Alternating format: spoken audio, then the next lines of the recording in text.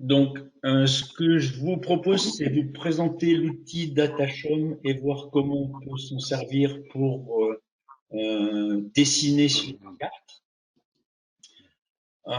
avec un petit exercice à faire, voir après de façon assez rapide comment on se crée un compte si on en a besoin, comment on peut insérer des images dans des documents et pour finir, quel logiciel on peut utiliser quand on est devant le problème de faire un parcours triangulaire à deux tours et qu'on met ça sous forme de, de schéma.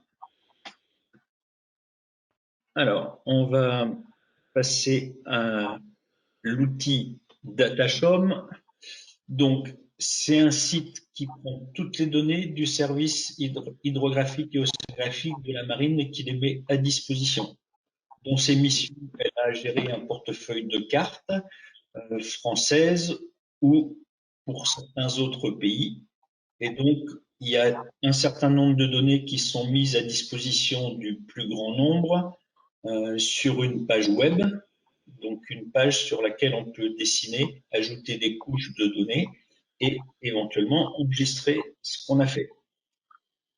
L'ambition est de donner accès pour le CHOM à tout un chacun. Pour tous ceux que j'ai déjà rencontrés en formation, habituellement, mon discours, c'est je parle des règles, des règles et des règles. Là, pas sur cette intervention, sauf une petite fois, là tout de suite. Donc, pour les instructions de course, euh, elles doivent être publiées et mises à disposition de chaque bateau, et donc, elles nous demandent de d'écrire les parcours. C'est DataShom qui va pouvoir éventuellement nous servir à ça. Ce qui est à savoir, c'est que DataShom n'est pas un logiciel de navigation embarqué, c'est-à-dire qu'il n'y a aucune possibilité de connecter DataShom à un GPS. C'est plus un logiciel pour préparer la navigation. Si vous cherchez, c'est pas possible non plus de télécharger les cartes. Les cartes, qu'elles soient papier ou électroniques, sont payantes. Et étant donné que c'est un logiciel pour un service qui peut avoir des données sensibles pour les militaires, par exemple, je ne pense pas qu'il y ait moyen de pirater ce logiciel pour arriver à en tirer les cartes. Donc la première chose que fait DataShom, c'est la météo. Il y a obligation pour les organisateurs d'afficher la météo sur toutes les régates. Il n'y a aucune source à privilégier plus qu'une autre pour répondre à la question. C'est pas forcément les sources Météo France, etc. L'obligation, c'est d'afficher une météo qui soit adaptée. Donc libre à l'organisateur d'appliquer celle qu'il veut. La seule chose à savoir, c'est que s'il y avait une enquête à propos d'un incident-accident, tout serait analysé au travers de ce qui a été publié par Météo France, qui est le service d'État. Donc DataShom nous donne la météo. On va y venir tout de suite sur le site. Donc le logiciel s'appelle DataShom, l'adresse mail data.shom.fr. Je vous conseille de le mettre dans vos favoris.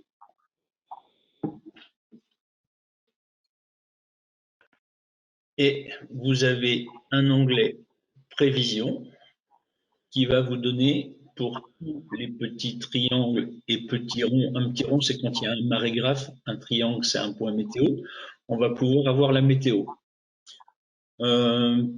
Petite précision, les cartes, on va pouvoir les trouver donc pour Guadeloupe, Martinique, Saint-Barth, Tahiti, Nouvelle-Calédonie, Réunion, mais la météo, c'est que pour la France métropolitaine. Et donc, si on clique sur un de ces petits triangles, par exemple les îles de Glénan,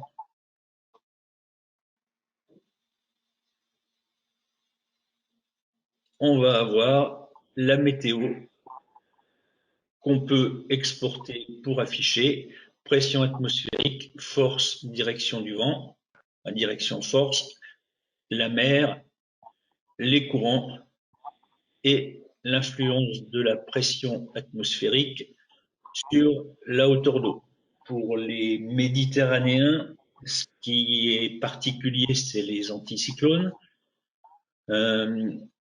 Les hauteurs d'eau sont données pour une pression atmosphérique normale de 1013 hectopascales. Tout centimètre au-dessus, tout hectopascal au-dessus ou en dessous va entraîner une surcote ou une décote de marée de 1 cm par hectopascal. Donc pour les Méditerranéens, il y a une petite marée. Ce qui est important, c'est de dire que si vous êtes en situation anticyclonique, le poids de la colonne d'air est plus lourd, donc appuie sur la mer. C'est plus schématique que scientifique.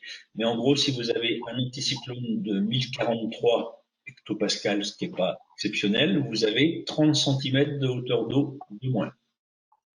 Pour la côte atlantique, on est plus en train de réfléchir à chaque fois qu'il y a une tempête au coefficient de marée, et s'il y a une dépression qui est bien creuse, elle va faire une surcote et l'eau va pouvoir monter plus.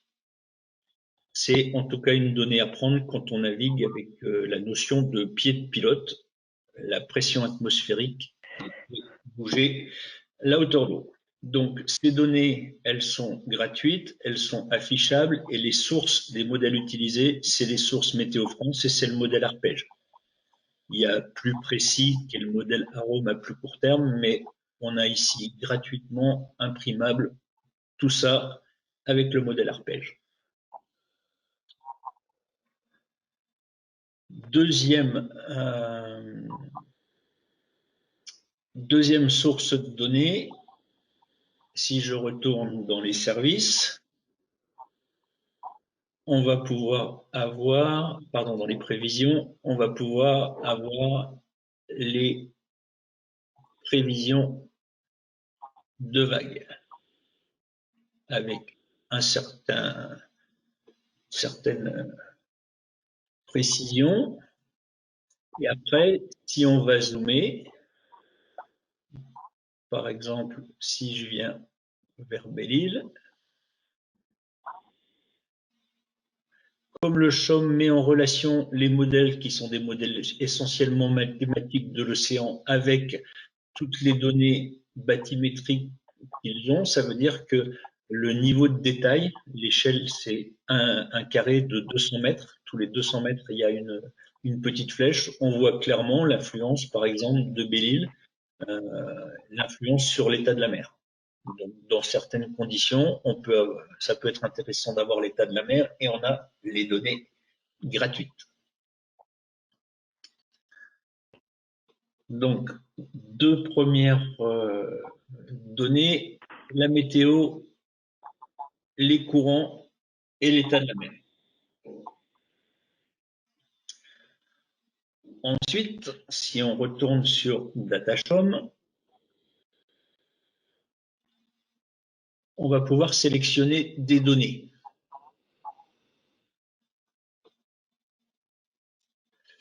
Donc, dans les données, on va pouvoir accéder au catalogue CHOM, ça va être tout ce qui est cartes marines. En fait, c'est des cartes dites raster, à la différence des cartes vectorielles, c'est en gros des photocopies de cartes papier.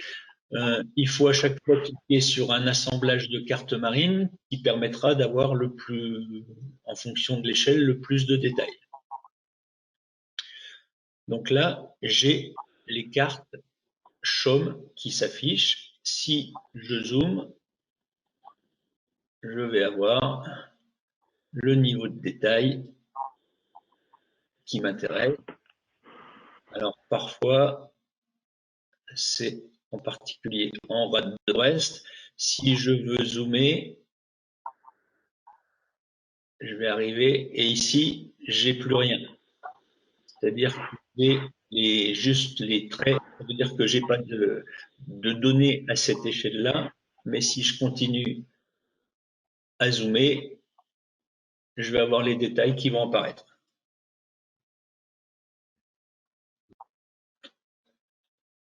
Donc ça, c'est toutes les données CHOM. Si je zoome, je vais pouvoir aller jusqu'aux Antilles ou même par exemple Saint-Pierre et Miquelon.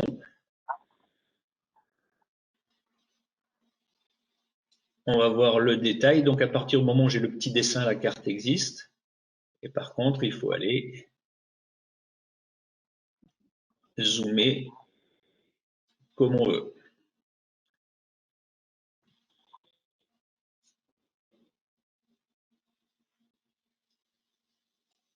Donc ça, c'est les données cartographiques. On va pouvoir ajouter d'autres données, donc sous forme de couches supplémentaires.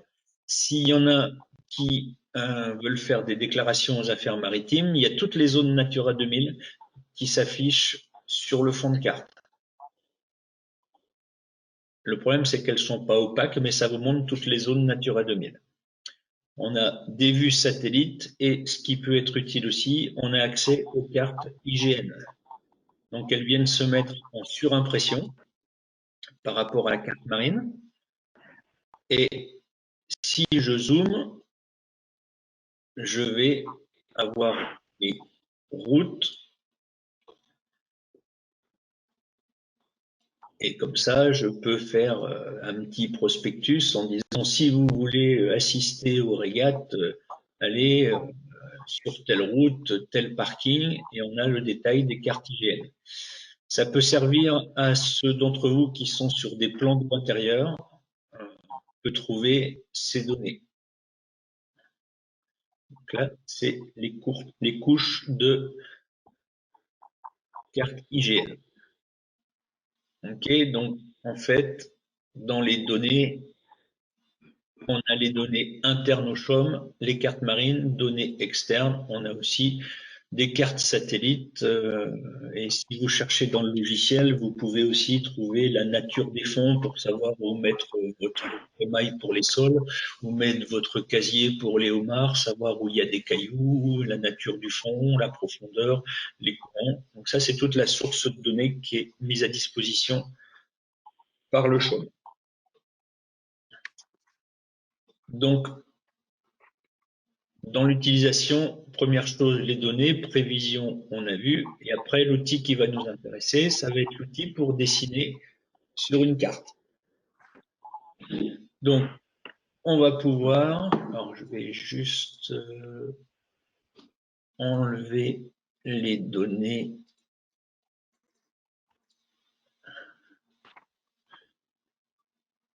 On va recommencer pour enlever les données IGN.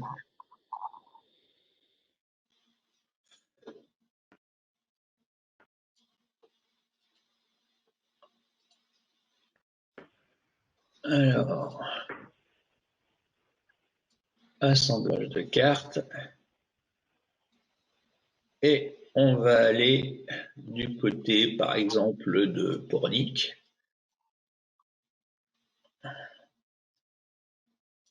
Voilà, dans ces coins-là, vers l'estuaire de la Loire. Et on va dessiner, on va se dessiner une carte. Et sur cette carte, on va pouvoir mettre un certain nombre de données. Donc, pour faire une zone de course, on prend l'outil cercle et on dit, eh ben, je vais dessiner un cercle. Et là, j'ai toutes les caractéristiques. Donc la première chose à vérifier, c'est bien le système d'affichage. Là, on est en degrés, minutes, dixièmes de minute. C'est ce qu'on utilise le plus avec les GPS en mer.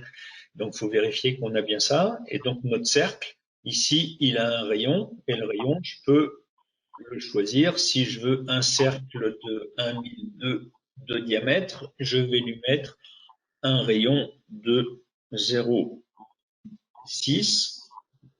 Je vais tout en bas pour appliquer et mon cercle aura rétréci. Donc ici, j'ai bien un cercle de 1002 de diamètre.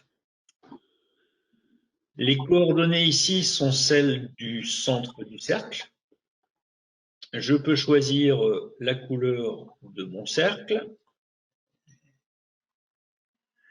et je peux, si j'ai besoin, comme toute forme, aller le déplacer pour l'amener où je veux. Et là, ajuster avec la sonde, avec la hauteur d'eau, il n'y a peut-être pas assez là, donc 3. Donc voilà, première chose, on dessine un cercle, l'outil cercle, on choisit son emplacement, son rayon, sa couleur. On peut dessiner un polygone. Donc, un polygone qui va, par exemple, nous servir à définir une zone interdite. Donc c'est une succession de points.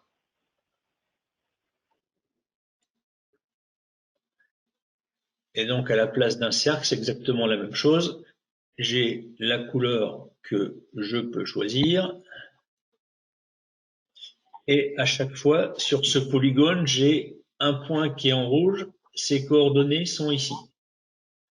Et là, j'ai sommet, c'est-à-dire que le logiciel de dessin dit qu'en fait, une forme géométrique est caractérisée par des sommets.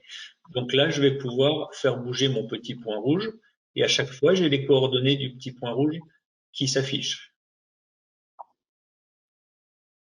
Donc, ça me permet éventuellement de pouvoir mettre les coordonnées de chaque point pour définir la zone interdite dans les instructions de cours. Ensuite, autre outil, c'est la ligne. La ligne, ça va nous être utile pour faire un parcours côtier, par exemple. Je vais partir d'ici. La première marque, ce sera celle-là. Ensuite, celle-là. Ensuite, je vais là. Je vais là. Et je reviens. J'ai donc dessiné mon parcours côtier. À chaque fois, même système, c'est les sommets, donc tous les angles qui sont avec les coordonnées, et je vais pouvoir déplacer mon sommet, et à chaque fois, j'ai les coordonnées. Donc, sur les outils ici, un cercle, un polygone, une droite, un point, on y reviendra après, et du texte. On peut aussi annoter le texte. Si je sélectionne ces trucs-là et que dans mon cercle, je veux écrire, alors en fait, quand il y a marqué My Label, c'est ce qui est écrit là, c'est la chose qu'on peut modifier. Donc là, on va marquer zone de course muscadet. À chaque fois, on va sur appliquer et donc on peut mettre ici ce qu'on veut. Chaque fois, le petit My Label, on remplace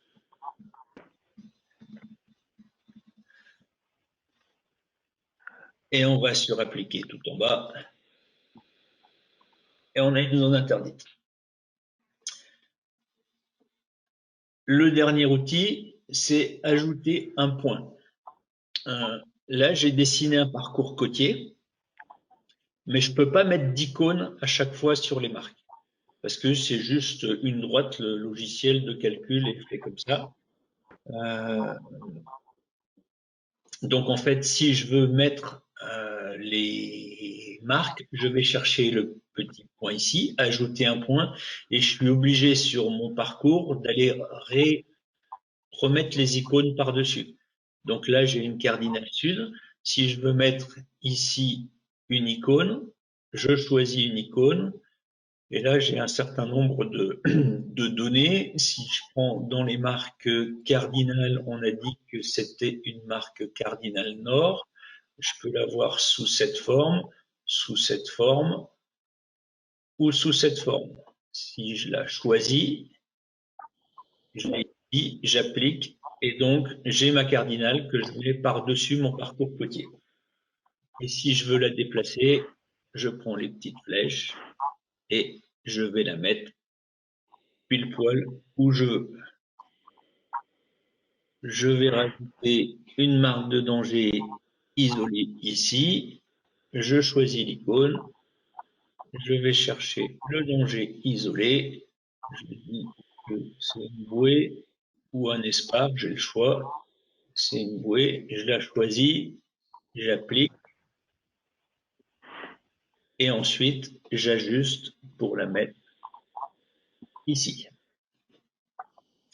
Voilà en gros pour les outils du haut. Donc le texte, se rappeler, il y a marqué My Label ici. C'est là. Donc si je veux mettre ici, par exemple, une annotation, je vais marquer ce que c'est. Hop, Blanche. De la blanche. j'applique. Si on me dit que c'est la blanche, je ne sais plus, je vais zoomer. C'est la blanche. Là, je vais prendre mon outil,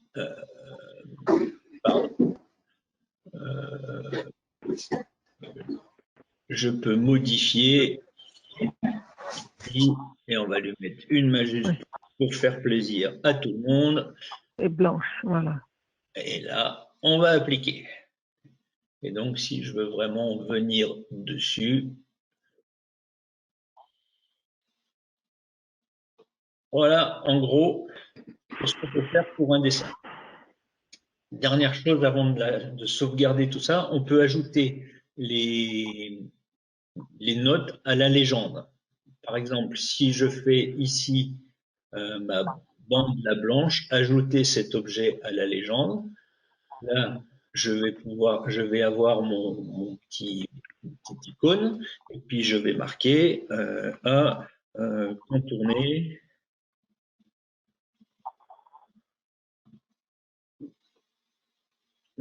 tribord, par exemple. Retourner ou laisser? Bon, là, Retourner ou laisser?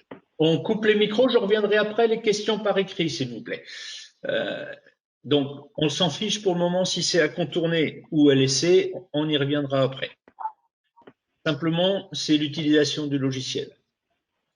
La zone interdite, si je l'ajoute à la légende, ma zone verte, je vais pouvoir marquer que c'est une zone interdite. Donc, chaque objet, on peut l'ajouter à la légende. Donc là, j'ai fait un dessin, peu importe mon dessin. Si je veux le sauvegarder, j'ai deux solutions. Soit je vais l'imprimer. Si je l'imprime, ça va me créer un PDF.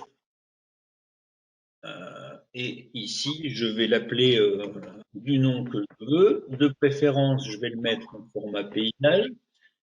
Et automatiquement, il va me l'imprimer.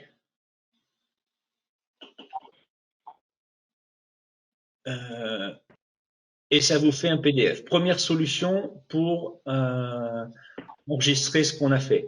Avantage, c'est qu'on peut l'envoyer par mail en pièce jointe pour une déclaration, pour l'insérer. Inconvénient, c'est qu'on peut pas le modifier. Donc, c'est la première solution. La deuxième solution pour sauvegarder ce petit dessin, ici, je vais avoir deux icônes, exporter ou importer en KML. Je ne suis pas spécialiste informatique pour vous expliquer ce qu'est un KML, c'est juste un mode pour compresser et envoyer des points. Si mon dessin ici, je veux l'exporter en KML, ça veut dire que ça va me créer un export qui va aller automatiquement dans mes téléchargements et puis il est sauvegardé. Ça veut dire que je peux envoyer cet export, si je l'exporte ici, je peux le garder sur mon ordinateur. Si je rouvre Datashom, je vais rouvrir mon document. Je vais pouvoir l'envoyer par mail. Quelqu'un va pouvoir l'ouvrir aussi. Après, donc, si je l'ai sauvegardé, je peux importer un KML et il va me demander où est-ce que je vais le chercher sur mon ordinateur. Si je vais sur mon ordinateur ici, par exemple, ce document-là, je vais l'ajouter à la carte. Et donc, c'est quelqu'un qui a suivi la formation d'avant et qui avait fait un petit dessin à Saint-Tropez. Et donc là, je retrouve le dessin que cette personne a fait.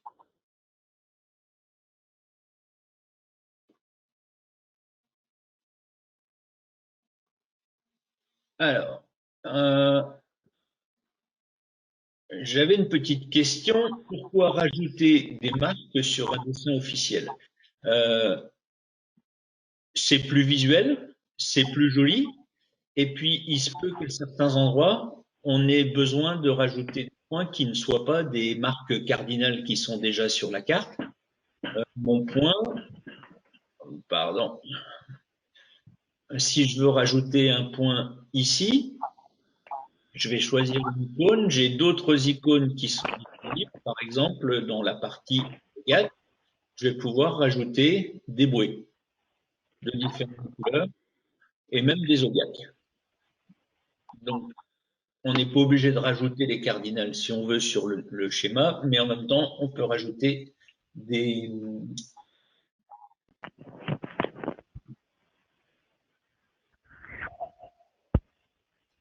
Ensuite, on peut avoir, on y reviendra juste après. Pour le moment, je vais reprendre sur le PowerPoint. Donc, on enregistre d'attachement favori, on se connecte, et si on est perdu, il y a des guides en ligne, je vous mettrai les adresses. Donc à chaque fois, pour se rappeler, si on veut remettre des icônes, il faut les mettre par-dessus une ligne. On choisit la partie icône, on choisit l'icône, on choisit dans la liste, et on va sur appliquer. Autre possibilité, et il y a une question là-dessus, pour rentrer des points GPS. Il est possible, après coup, là il y a un micro qu'on va couper.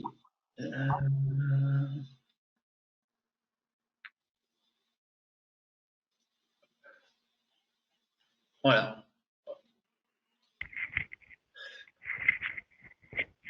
On va pouvoir rentrer des points après coup. C'est-à-dire, s'il y en a qui sont juges parmi vous et qui voudraient, suite à une réclamation, quantifier si le bateau a gagné beaucoup en restant parcours pour mettre une pénalité, par exemple, une pénalité discrétionnaire. Si vous êtes comité de course et c'est bien beaucoup de faire un débriefing, savoir si les points enregistrés étaient à la bonne place.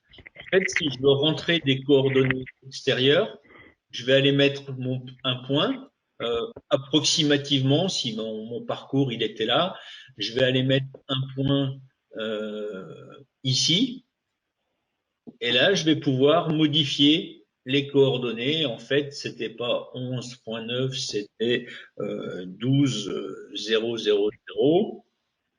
Et c'était pas 14.74, c'était ici, je peux changer les coordonnées. Donc c'est le seul moyen pour importer des points.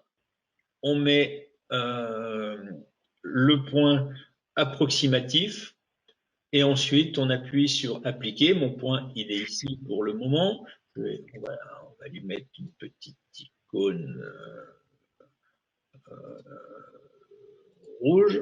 Voilà, mon point il était là, j'ai changé les coordonnées et il a été déplacé, il est venu ici. Donc rentrer des points extérieurs, ça peut se faire, on les rentre en position approximative ou on va modifier les coordonnées dans le tableau. Ensuite, donc mon dessin, soit j'y reviens, je l'imprime en PDF.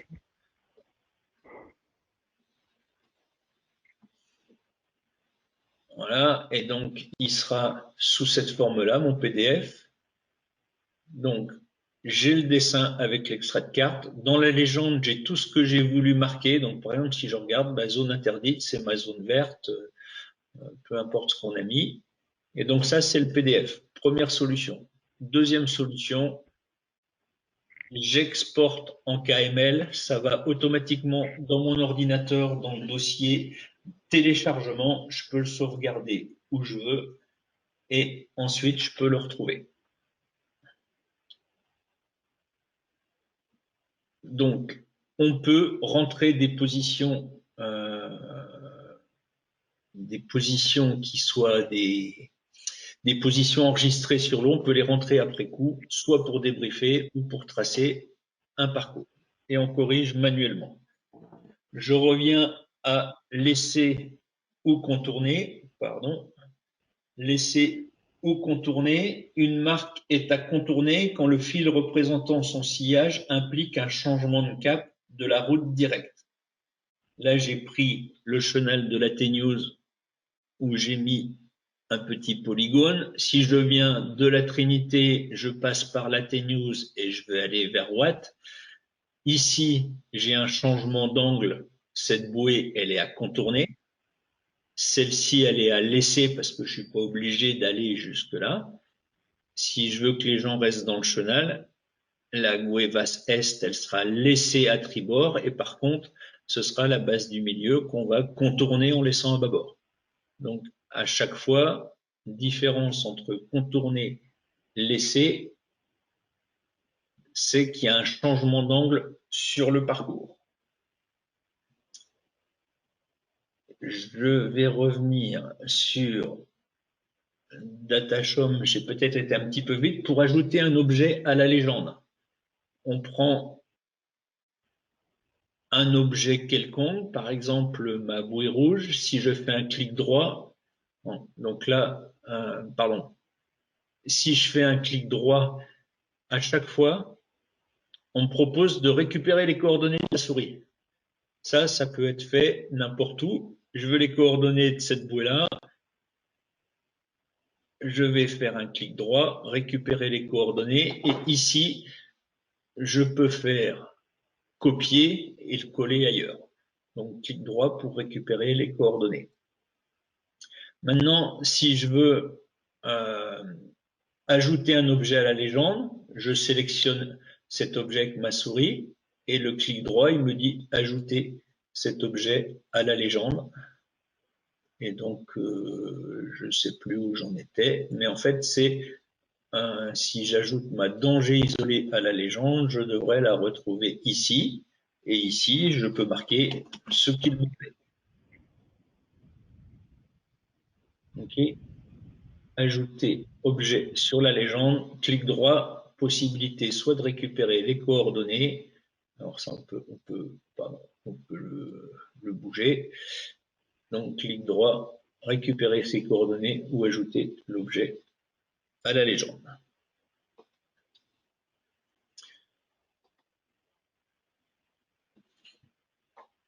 Ensuite, le format KML, donc c'est le moyen de sauvegarder le fichier. Vous avez sur le PowerPoint, vous avez une adresse mail. Cette adresse mail, c'est un document qui a été publié par le CHOM aussi et qui reprend en d'autres termes ce qu'on vient de voir. Où est-il ?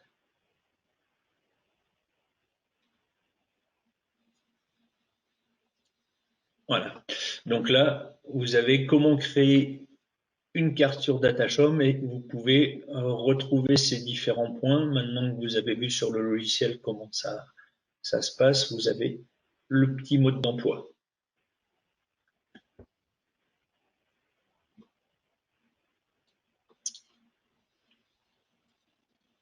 Le format KML, ça peut vous servir aussi à ouvrir un document sur Google Earth. Si vous prenez un fichier KML, par exemple ici, si je veux prendre ce fichier-là, soit je peux l'importer dans Datashom, sinon, si vous avez Google Earth sur votre ordinateur, vous pouvez mettre vos dessins sur Google Earth et ça viendra automatiquement sur le centre de vos dessins.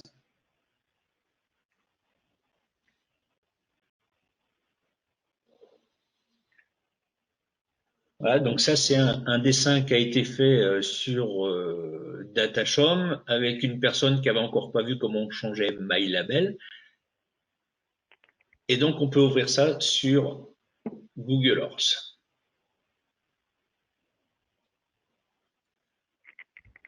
Ensuite, petit message aux gens qui habitent outre-mer.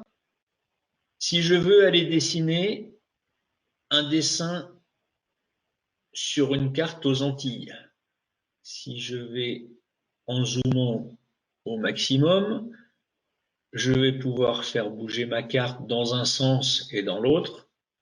Ce qu'il faut se rappeler, c'est qu'il faut aller chercher sur la carte dans le même sens que l'avion. Si je veux aller aux Antilles, il faut que j'aille chercher en partant vers l'ouest et non pas aller retrouver les Antilles vers l'est. Si je vais à Tahiti et que je veux les cartes de Tahiti, il faut que j'aille zoomer par la voie aérienne.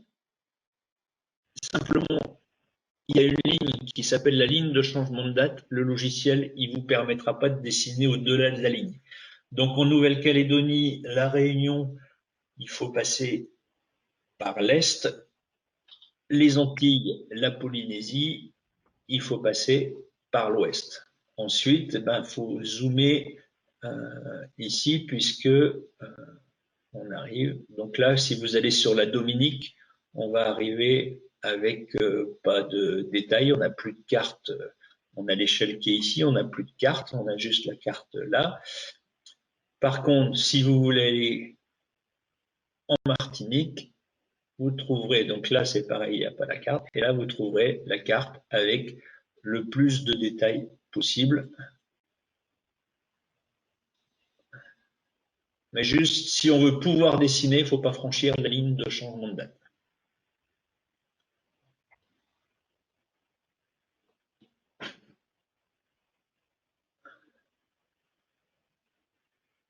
Donc, on peut faire un PDF, un KML, mettre dans Google Earth. Donc là, vous aurez des petits exercices à faire.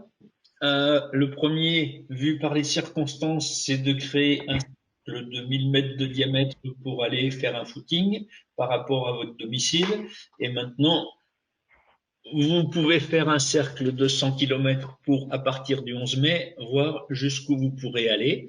Donc, vous pouvez le faire en utilisant les outils cercle de la couleur que vous voulez et en utilisant éventuellement les données IGN. Donc, ça, c'est le premier exercice pour vous entraîner. Et le deuxième, c'est faire un petit peu ce qu'on a fait, c'est de refaire une zone de course, donc un cercle, un polygone, une ligne avec un parcours côtier et ce parcours côtier, si on veut le décrire dans les instructions de course, en fait, il faut avoir un petit tableau Excel, comme par exemple celui qui est là, où le parcours côtier, vous mettez la longueur totale. Je vais y revenir après pour mesurer.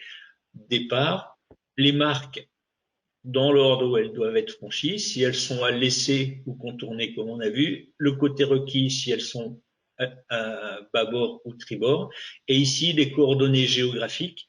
Donc le mieux c'est de faire un copier de Datashom et un coller ici plutôt que de recopier des coordonnées. Les recopiages de données, c'est le meilleur moyen pour se planter. Il vaut mieux faire copier-coller.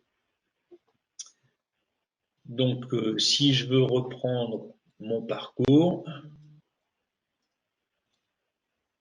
je vais pouvoir aller prendre, par exemple, ma fameuse banche qui était blanche.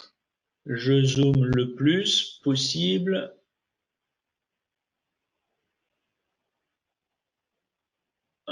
Donc, la meilleure échelle, ça va être celle-là. Je fais un clic droit, récupérer les coordonnées. Je copie ces coordonnées et je vais les mettre dans un tableau Excel.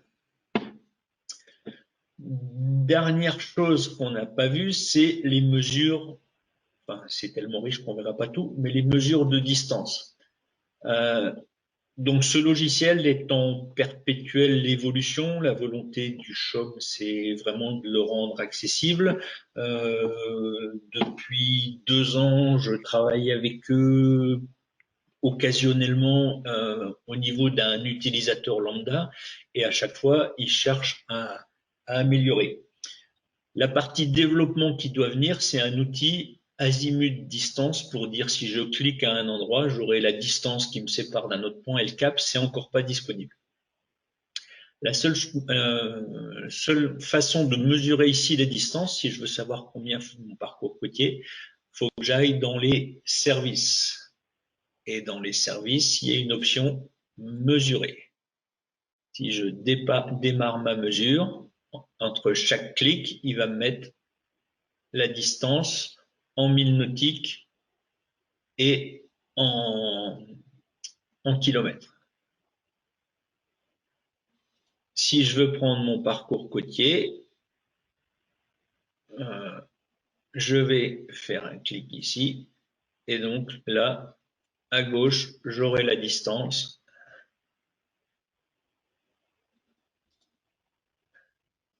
Et ici, j'aurai un parcours qui fait quasi 21 000. Autre précision sur les coordonnées, quand je veux récupérer les coordonnées, ici, je suis en degrés, minutes, secondes. Il faut que j'aille me mettre en degrés, minutes. Là, donc, si je récupère les coordonnées d'un point, j'ai 4 chiffres après la virgule. 1000 étant 1 minute de latitude prise à l'équateur et faisant 1852 mètres. Un chiffre après la virgule, c'est 185 mètres.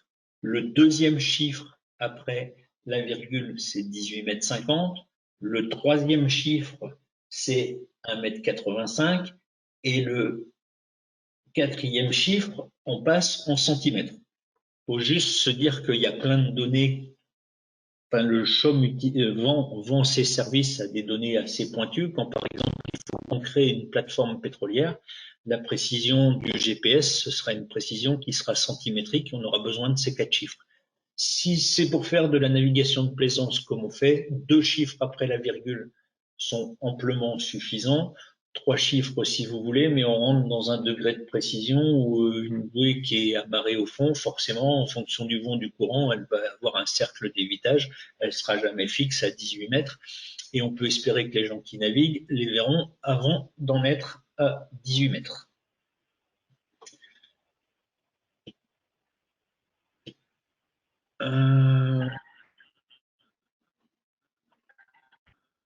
Alors, ensuite, je regarde les petites questions.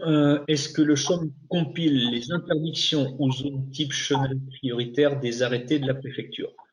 Non, le CHOM publie des cartes qui sont maintenues à jour toutes les semaines.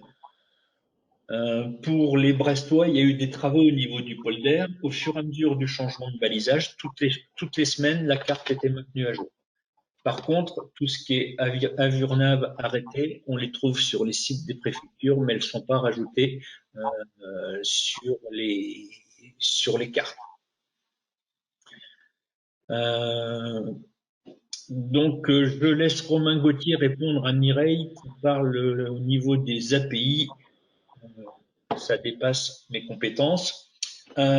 Ensuite, la deuxième chose qu'on peut faire, c'est de se créer un compte sur DataShop.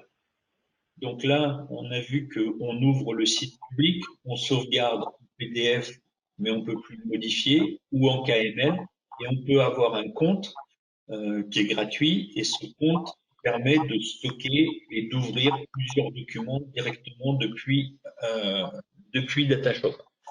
Donc, il y a un guide pour se créer un compte. C'est assez compliqué, mais simplement, il faut se dire que il faut aller se créer un compte sur diffusion.chom.fr, qui est le site de vente du CHOM où il y a tous les produits qui vendent. C'est exactement la même chose que quand on a un iPhone ou un Android. Si on veut une application, on va pas la trouver sur l'application elle-même, on va aller sur l'Apple Store, donc c'est diffusion.chom.fr, et on va acheter le service qu'on veut. Donc si on veut se créer un compte, il faut aller sur le site diffusion.chom.fr et se créer un compte client avec une adresse mail, un mot de passe.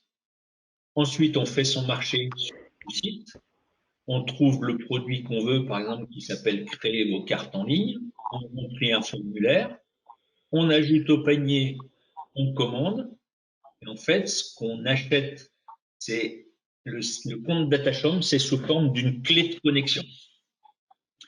C'est-à-dire que pour se créer un compte, il faut vraiment penser, il faut aller sur diffusion.chom.fr et faire la même démarche que quand on met une application sur son téléphone. Donc, si on va sur ce compte sur diffusion.chom.fr, vous aurez le document pour y revenir, on va pas faire ça en ligne. On va sur sport et loisirs, on se crée un compte comme sur n'importe quel site marchand. On va aller chercher le produit qu'on veut. Donc là, on peut s'abonner par exemple à des publications de tout ce qui est Avurnav, etc. Il y a des services gratuits, c'est assez riche. Voilà, on peut avoir un bulletin océanographique qui arrive sur son téléphone. Donc on cherche le produit qu'on veut acheter, donc créer vos dessins en ligne. On le met au panier, on va le commander, on va le payer. Sur Datashom, il va nous demander donc le type d'abonnement Datashom, c'est automatiquement illimité authentification par nom d'utilisateur et mot de passe. Et là, pour Datashom, il faut se mettre un nom d'utilisateur et le piège, c'est qu'il ne faut pas mettre de point, pas mettre de arrobase, pas mettre d'espace. Donc le mieux, c'est de mettre son prénom, son nom tout attaché. Et ensuite, quand on va dans mes commandes, mes abonnements, on retrouve ici une clé. Comme pour les coordonnées, la meilleure solution, c'est pas de la recopier, c'est de la copier-coller. On copie cette clé, on va sur Datashom et là, on s'identifie. Donc, si je reprends ici Datashom, abonné, automatiquement, il se rappelle la clé d'accès, heureusement, du mot de passe et mon identifiant, c'est prénom, nom, tout attaché. Je me connecte. Et donc, je pourrais sauvegarder. Là, j'ai une nouvelle icône qui apparaît, c'est enregistrer la carte. Là, je vais pouvoir l'enregistrer dans Datashop.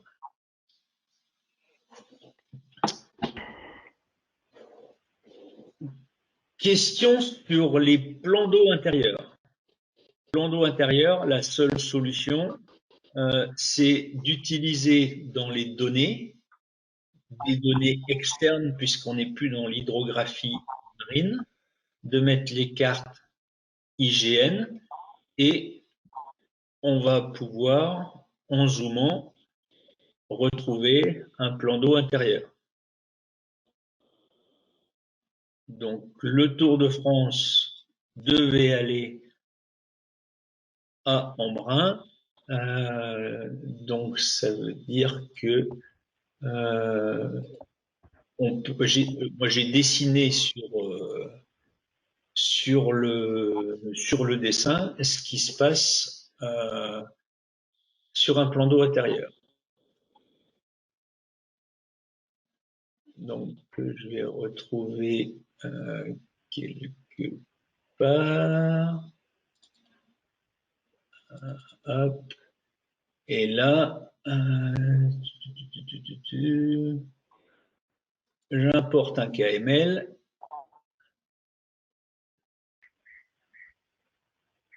Ah, c'est pas le bon.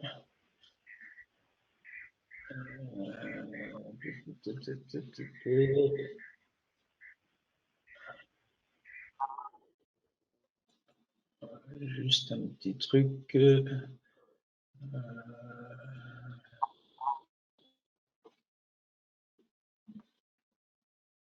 Hop.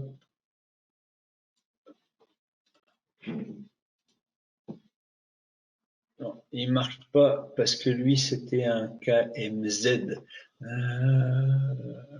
Voilà, si je prends ça.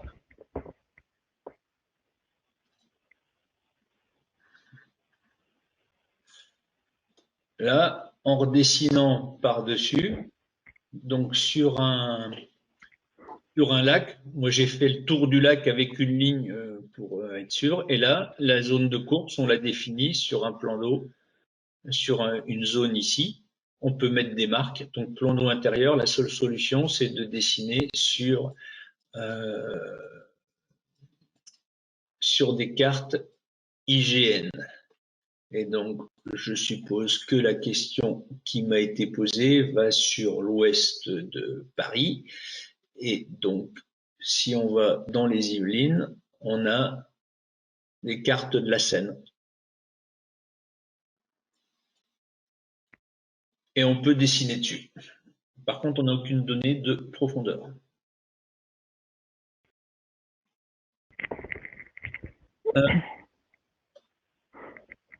Donc voilà, se créer un compte, on peut stocker les cartes dessus.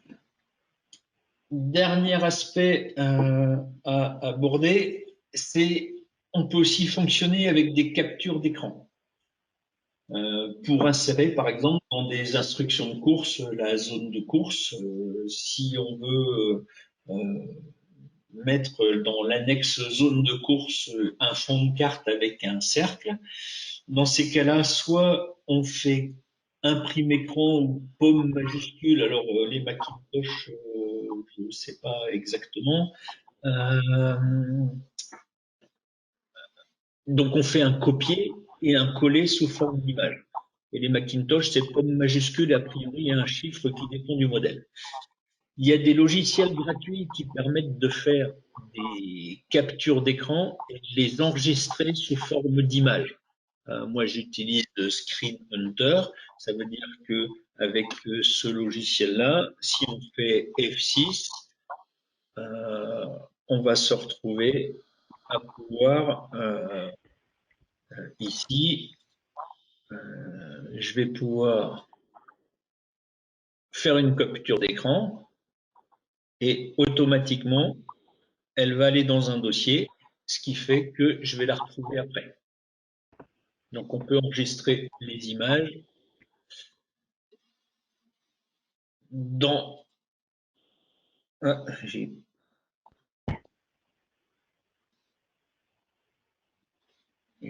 dû fermer mon document.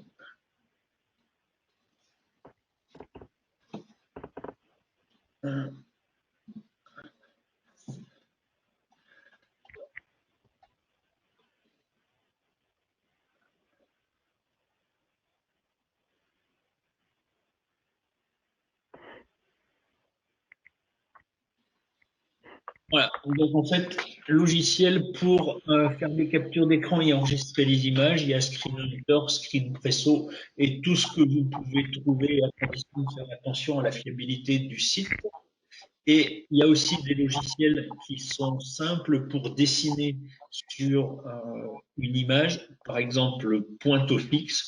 Moi j'ai mis ça, c'est ce qui permet sur une image, par exemple, de mettre une flèche, de mettre un texte, etc. C'est des petits logiciels comme Pointo Fixe qui permettent d'annoter une image. Maintenant, la dernière chose que je vais aborder avec vous, c'est comment dessiner un parcours construit. Un triangle, une banane, un trapèze. Donc, on peut, et certainement que certains ont essayé, on peut dessiner en insérant des formes automatiques Word et bonjour, si elles sont pas liées, on en bouge une, tout bouge. Il y a un logiciel qui s'appelle TSS pour Tactical Selling Situation, qui a été fait par un arbitre nommé Perronneau, aujourd'hui décédé. C'est son fils Johan qui continue à le maintenir à jour. Et ce site, si on cherche Tactical Selling Situation sur Google, vous allez tomber sur une page. Et là, il y a un, comment dire, un petit logiciel à télécharger. Et ce logiciel, il va pouvoir nous servir à dessiner. Donc, il est payant si on veut enregistrer ces dessins. Il est gratuit en utilisation et on peut se dessiner un parcours côtier et, par exemple, euh, le prendre sous forme de capture d'écran. On peut aussi, si on achète le logiciel, on peut enregistrer. Donc, ça se présente sous cette forme-là. Vous avez des diagrammes. Donc, c'est fait par des empailleurs et autres juges pour dessiner des bateaux qui font des trajectoires et qui se rendent dedans. On peut détourner un petit peu son utilisation et dessiner des parcours. Ici, j'ai donc un fond de dessin. Je vais pouvoir mettre des bouées. Par exemple, je vais mettre une marque au vent ici. Je vais pouvoir choisir sa couleur. Et je vais pouvoir mettre une porte sous le vent. Là, ce sera des bouées orange, par exemple. Je vais supprimer ces bateaux. Voilà. Et depuis ce dessin-là, en regardant, on peut mettre des, des flèches. L'avantage, c'est qu'on peut bouger les angles de façon assez précise. Par exemple, une flèche, je la déplace, je la mets là, et ma flèche, je vais pouvoir la rétrécir. Je vais pouvoir mettre une remarque ici en disant que c'est la direction du vent. Je vais pouvoir mettre une flèche pour dire du départ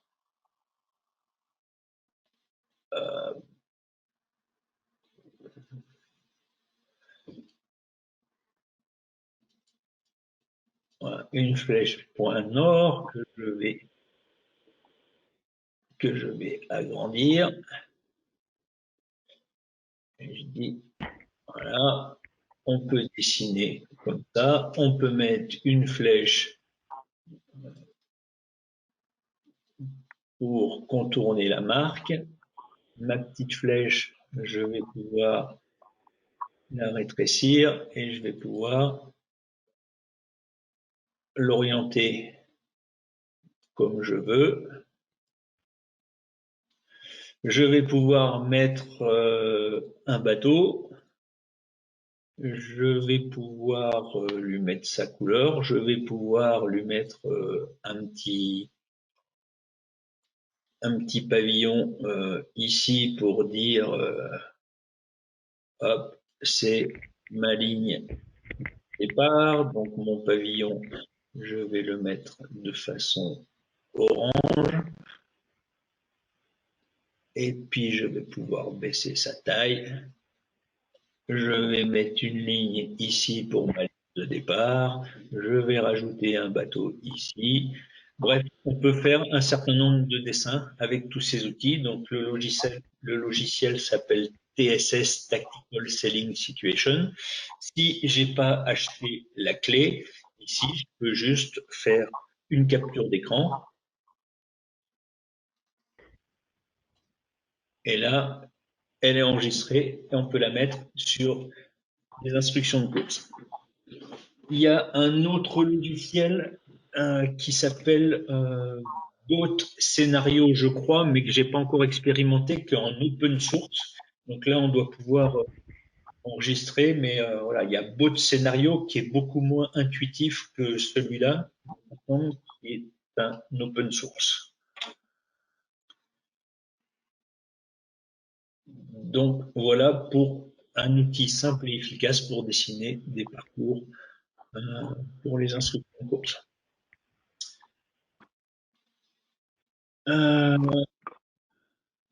J'en ai fini avec cette présentation. Je vais reprendre, je vais donc arrêter l'enregistrement et reprendre les questions qui ont été posées. Donc, dans les questions, Mireille, je cherche la vidéo précédente, elle n'est pas encore en ligne, on la mettra cet après-midi. Alors, question de Florent, un décalage entre les objets et les libellés qui se fait lors du changement de niveau de zoom. La seule astuce possible, c'est de se mettre à l'échelle. Quand on va dessiner, c'est de se mettre à l'échelle à laquelle on va vouloir imprimer le PDF ou on va vouloir faire une capture d'écran. C'est de travailler avec l'échelle qu'on estime finale.